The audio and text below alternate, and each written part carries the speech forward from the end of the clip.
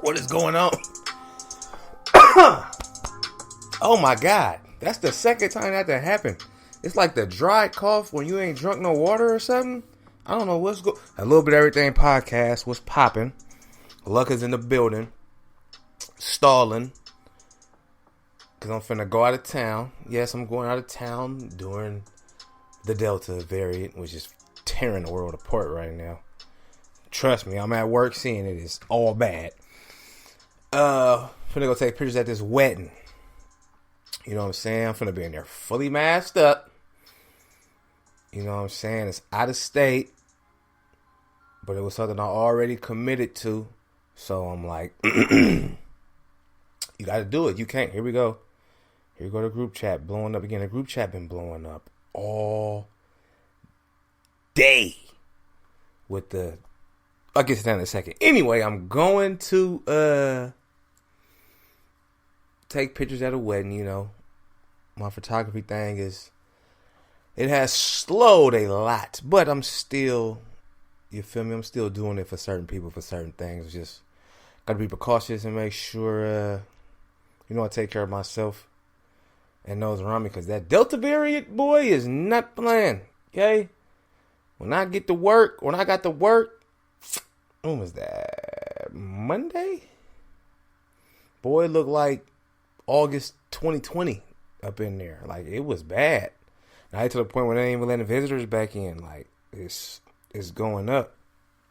And I know the whole vaccination, anti-vaccination. I know I'm tired of hearing about it and talking about it.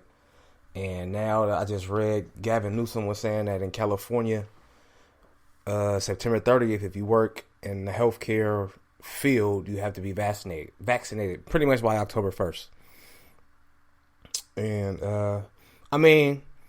I feel like, this is just me personally, if you work in the field, especially healthcare where you're around that on a regular basis, all the time, you got to deal with them people, you got to run into them people, you deal with, you're in a hospital, like you're in and out of a hospital.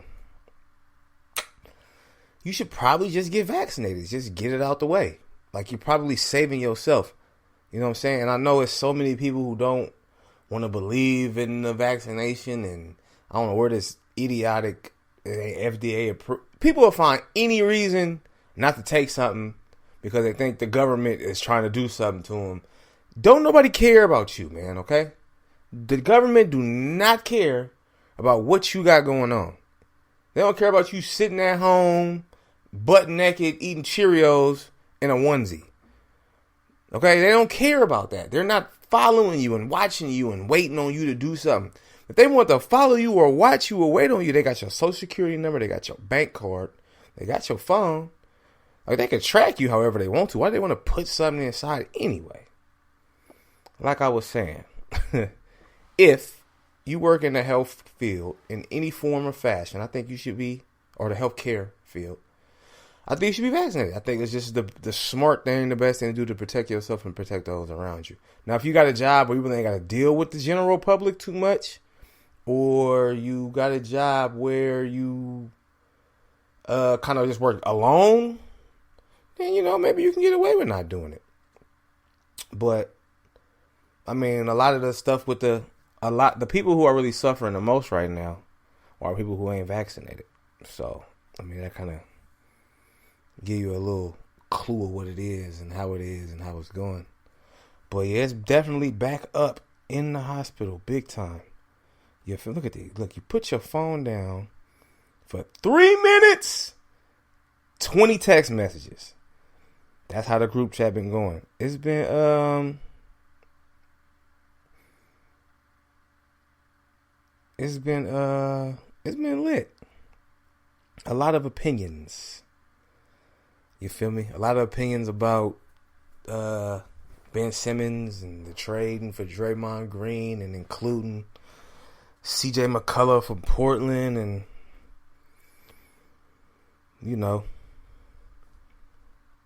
Hold on, I gotta reply real quick. Give me 1 second.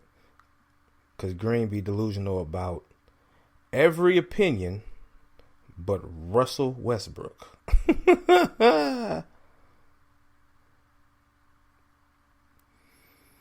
But yeah, though, it's been going up.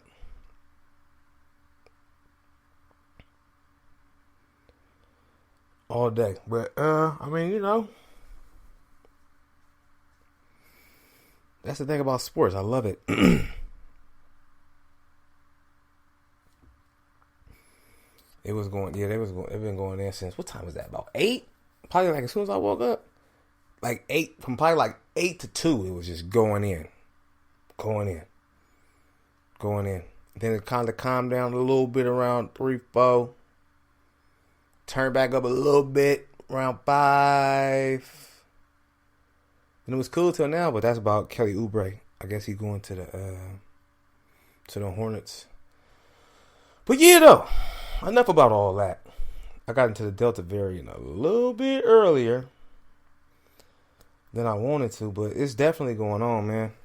And I'm finna be N95'd up on that thing. Everybody be tripping off the mask and don't want to wear the mask. And I mean, it's not necessarily an attack on you. It's just we trying to protect everybody. You're protecting yourself from somebody else. You're protecting whatever you might have from somebody else. Like, that's just the way it is. But the anti-vax and vax thing is really going on. It's exhausting, to be quite honest with you, because everybody keeps talking about it every day. And it's just hard to shake right now. Anyway, in lighter news, what's up with Jadakiss, though? I know y'all saw that versus. Let me tell you something. The one thing I took from that versus more than anything at all, more than any lyric, any little diss or slight, or was the brotherhood between one group and not the other. You could tell that Dipset really don't rock with each other at all. And they really ain't been rocking with each other for a while. I kind of want to say they fallout kind of started after they left Rockefeller, which was after Rockefeller disbanded, then they kind of disbanded. There's a lot of egos in there. You feel me? A lot of egos. And I don't think for example, Cam and Mace, who Mace kind of introduced the world to Cam, fell out over egos. Like, maybe it's just a Harlem nigga thing. Unless you're an ASAP mob nigga. But maybe it's like a Harlem nigga thing. Like, Mace and Cam fell out over egos. Cam and Joel fell out over egos. Cam and Jim go back and forth over egos. Like, they just kind of can't seem to get out of each other's way. You know what I'm saying?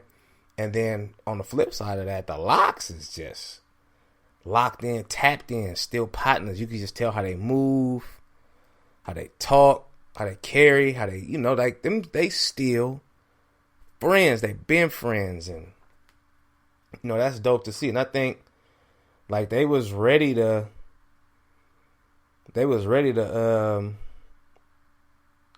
come out there and do their thing. Like, I knew personally that the Locks was gonna win, because the Locks got bangers, Grammys nominated stuff, and hits with Puff and Big and Mariah and Maya, and Jadakiss alone could carry the torch. You feel me? If you really wanted to. So I knew they was gonna come out there and do the thing, but I didn't think that Dipset was gonna be so unorganized. Like, you know what I'm saying? Like, they was just like, the Locks came in there as a group, and Dipset was just 3-4 niggas there. You feel me? But it was big trash. I think they all finna go on tour too. I believe that's what I saw on Cameron page. Dipset, the Locks, and State Property is going on a little tour this summer. Hopefully they get to go on the tour this summer with the way this shit going. But yeah, man. But Jada is And online they talking about, oh, Jada's underrated. Like, where have y'all? Jada been around since the late 90s, but he didn't really show you who he really was till the early 2000s and most of the 2000s. And he may have, I don't want to say fell off, but maybe he just was it was too much time in between his albums to really just every time you hear him just be like, it's like he going, he coming, he's spitting, because he always gas on his albums. But I mean, you drop an album every 4-5 years, you kind of get lost in the shuffle. I understand, like, if you drop, an album, let's say 2011, you drop another one 2012, then you drop another one 2014, then you don't drop another one till like 2018. Like, that's a little different. But he was giving you one like every 4 years, 5 years. And I think it just kind of maybe took the buzz away a little bit. But he always been Jada top 5. My top 5. And top 5s are subjective. My top 5 is what's in the other line? Hold on. My top 5 is Jay, of course. You know Jay number 1 no matter what. Nas, who got an album that's dropping tonight. I'm finna be listening to that. Wayne in my top 5. Jada in my top 5. Kendrick in my top 5. You feel me? Pusha in my top 10. Pac in my top 10. Big in my top 10. DMX, Ye in my top 10. You know what I'm saying? Tip is an honorable mention. Face is an honorable mention. Eminem, J. Cole, honorable mentions. Which I'm probably get a lot of flack from my cousin when he hear this, because he's a Scarface fan. He don't see how Scarface wouldn't be in everybody's top 5.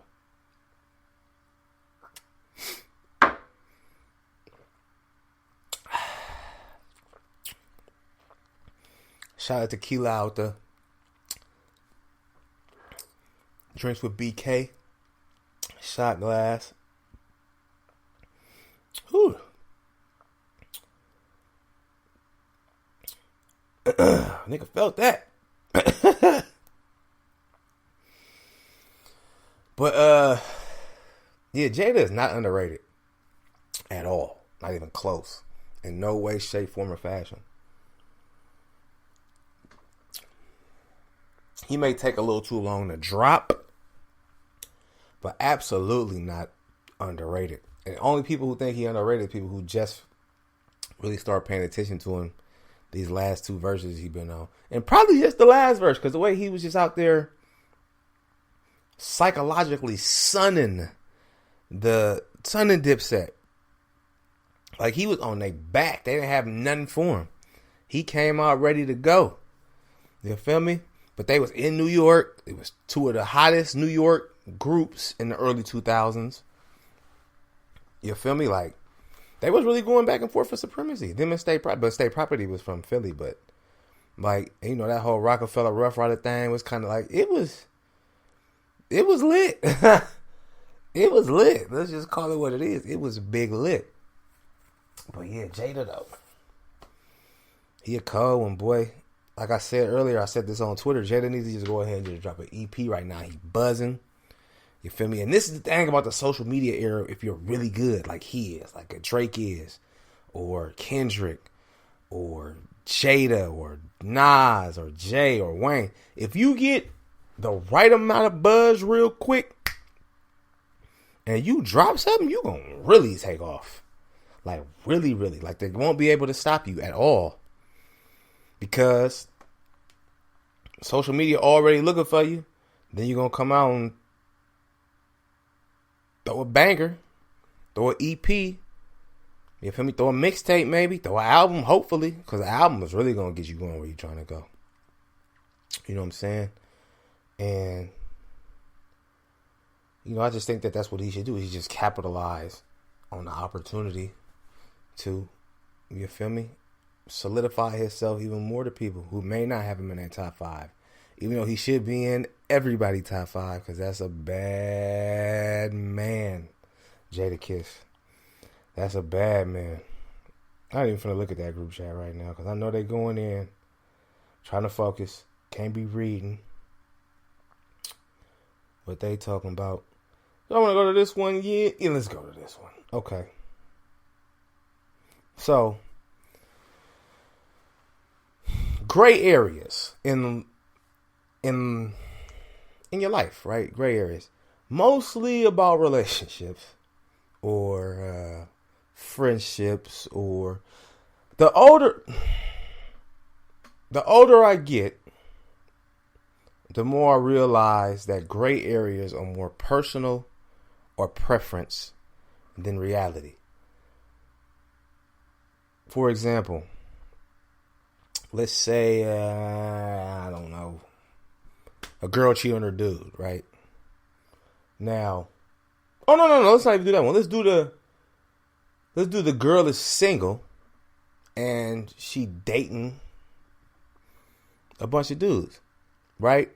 Now, the reality of it all is, the reality to men is, if you dating or you doing anything with you going anywhere with the opposite sex, you're fucking them.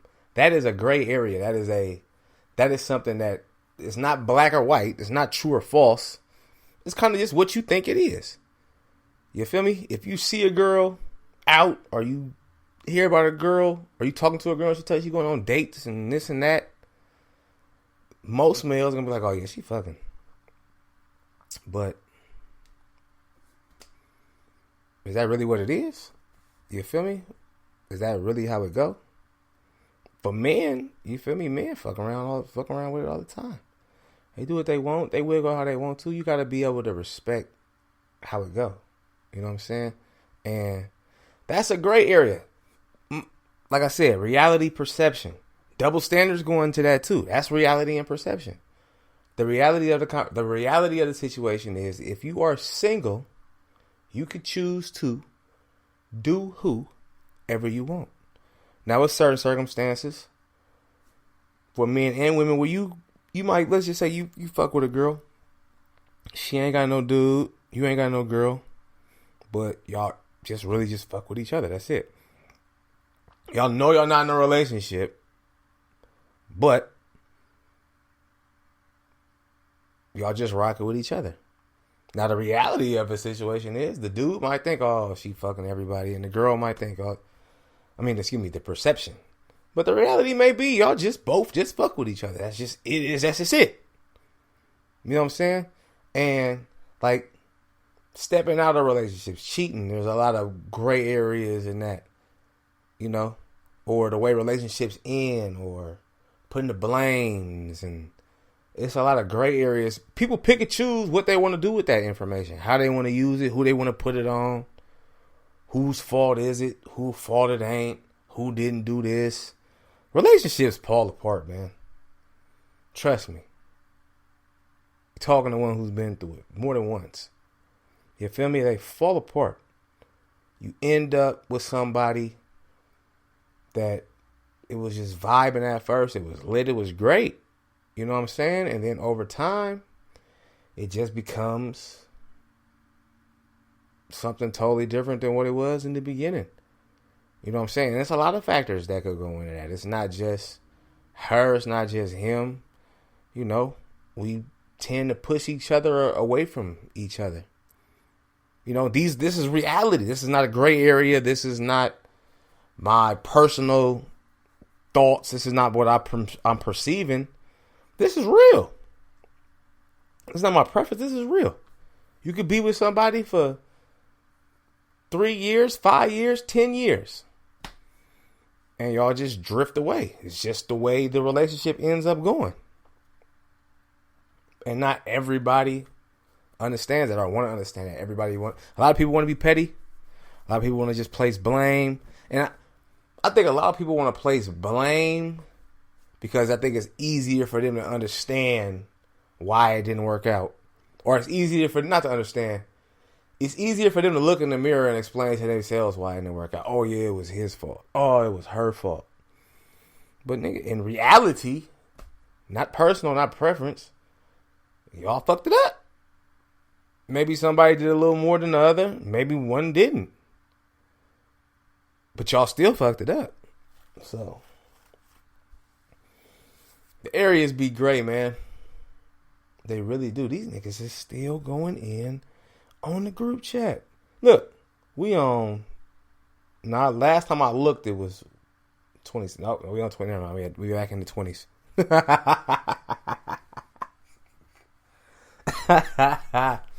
I love it, man. I love days like this. Where you got to keep putting your phone on the charger. My shit been buzzing all day. They've been going in. And it's going to be. The real trick of the trade is once I'm done, I try to get back in it. Because arguments have already been established. You feel me? Once you get about 3 people established in the group chat, that's it. Right? Now we got Mel, we got Low, Kev, Pee Wee, me, Mo, James, Nick. Damn, it's 9 niggas? Did I just count that right? Anyway, about 8, 9 niggas in there. And so once about 3, 4 people kind of get it like solidly going, it's over. It's a wrap. It's going to be hard to get your opinion in there because everybody kind of established theirs. If you can establish yours early, you can kind of dictate how the conversation is going to go. These are just group chat, sports, politics. I'm not telling you this is anything other than what it is. You know what I'm saying? But they definitely, it's definitely lit right now. But here I am making a podcast because I wanted to talk to y'all. That's crazy. Hey, so check this out. Now, I was thinking about this yesterday. Some clown said Biggie is only a great because he got killed early, which is the stupidest shit I've ever heard. If you've heard any of them 2 albums, you know for a fact that Biggie is not to be fucked with. Biggie is one of the coldest niggas on the mic ever. 2 albums or not. Okay? And the only reason he's not in my top 5 is because he only gave us 2. But he'll never leave my top 10. Ever. Ever. He's too good. I get mad that they killed him, man.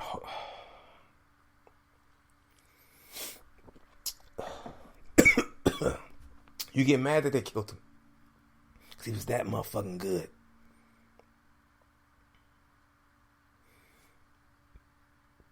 He was that good. Yep, we're up to 30. I'm gonna just leave this alone and see how far it goes. Let me see what we on at the end of this podcast. We at 30 right now. It was at 20 when I first jumped to 20 real quick when I started. So we at least about 50, 60 in. We're gonna see where it goes. But what it got me to thinking about when he said that idiotic shit about Biggie was with no social media. No Twitter, no Instagram, no Facebook, no Snapchat, none of that shit. Tupac convinced the world, or Tupac convinced a state and a coast that Biggie had him shot with no type of proof. It was just, basically he just was all going on a gut feeling. His gut feeling was this nigga that I put on, which he did, and was rocking with, and was showing the game to, decided that on this night, I was going to invite him to the studio and try to get him killed. Because I guess maybe I needed him out of the way to be great. Is that where Pac was at with it? And this is how I've always felt about the whole Biggie Tupac thing. I don't think Big had anything to do with it. I think Pac was fucking with some niggas he wasn't supposed to be fucking with, which happens so often. And they had a falling out or a disagreement or something was altered with him fucking with some street niggas from a whole nother state that he really wasn't fucking with like that. Pac was around, but, he fucked with the East Coast. I think he really fucked with the East Coast. He could make the most money out there. But anyway, he got into it with whatever niggas he was already fucking with. And they happened to be from Brooklyn like Biggie was. And I think he felt, you feel me? If Biggie didn't have nothing to do with it, Biggie knew about it, didn't tell him. Which is the furthest thing from a nigga mind sometimes. Like, it don't always go down like that. It's still going. Where we at? Let's see where we at. 45, baby. We on 45. But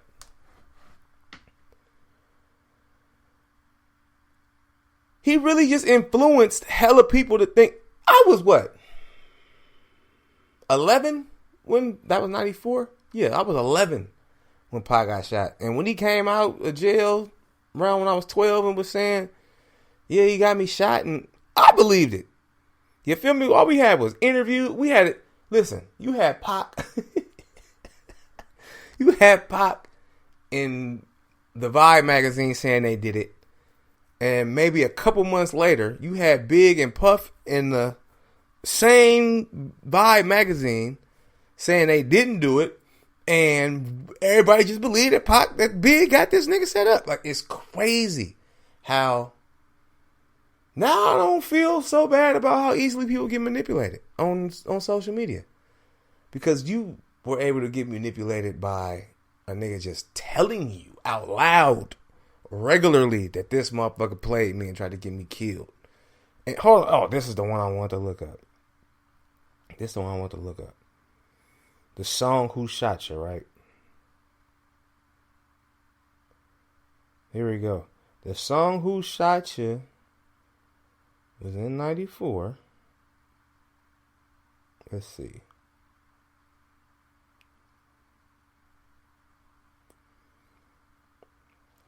It was released February 25th. Oh, yeah. So maybe that's... Yeah, maybe that is it. Pac was shot late 94. He ended up going to jail, I think, a couple days after he got shot, which was crazy. And the song release,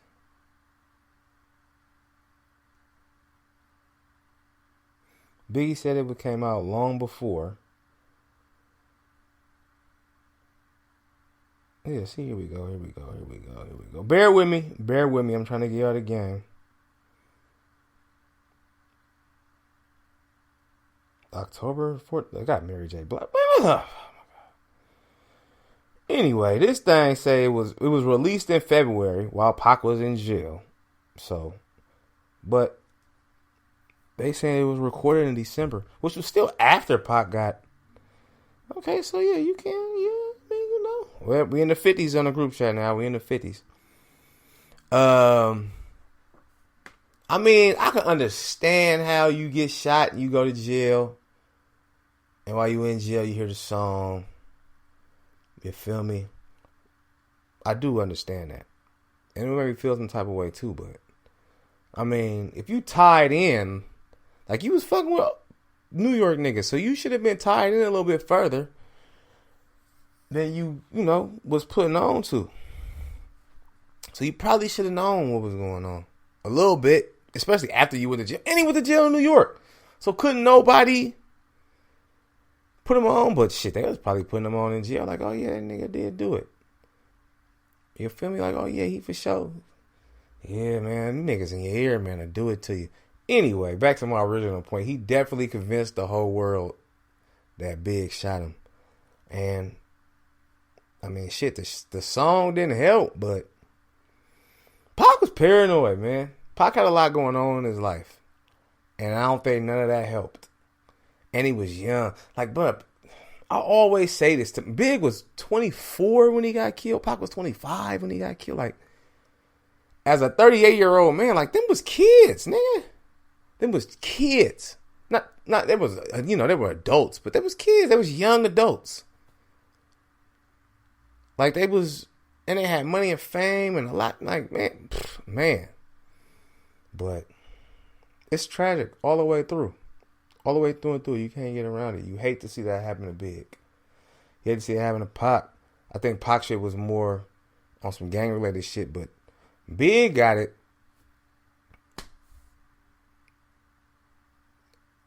You know why Big got it. Because Pac got it.